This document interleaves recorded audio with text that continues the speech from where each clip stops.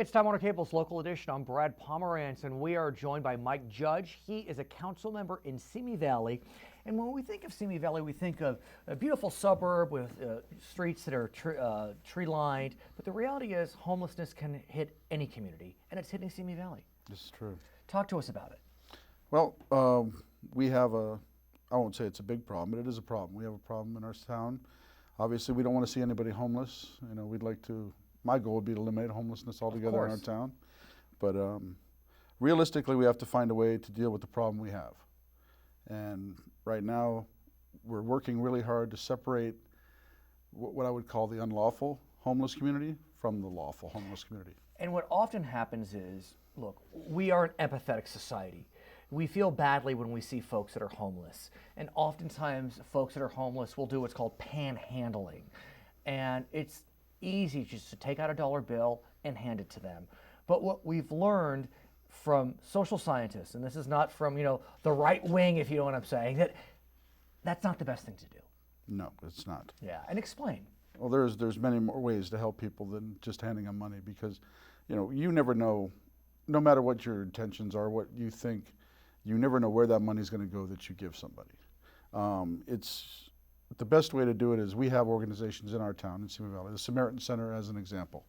That would be a much better place for you to give money if you chose to give cash, because they take your money and they turn it into services. They have food, they serve food every day.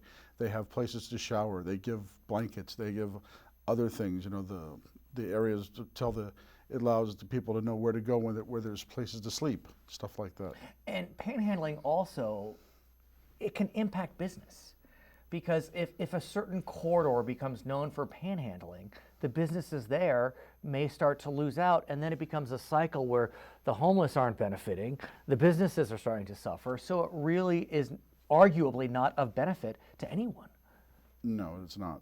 And where we see most of our homeless, or I should say our panhandling problems, are in our shopping malls. And we have people that just basically camp out at the driveways. And people drive by, like you say, they're empathetic, so they want to give money. But you see that person hanging out there, and he's actually trespassing on the store owner's property, and it's causing problems for the property So owners. what are you doing in Simi Valley to try to get a handle on this issue, still recognizing that there is empathy for those in need? Well, we're going to start. We have a couple of suggestions from we have a homeless task force. Sure. And the homeless task force has given us suggestions. One of the suggestions that I thought was a neat suggestion was put up banners in the parking lots where these folks are handing out and asking for money. And the banner would basically say, you can give money to the Samaritan Center. It's a better way to help people than handing them money on the street.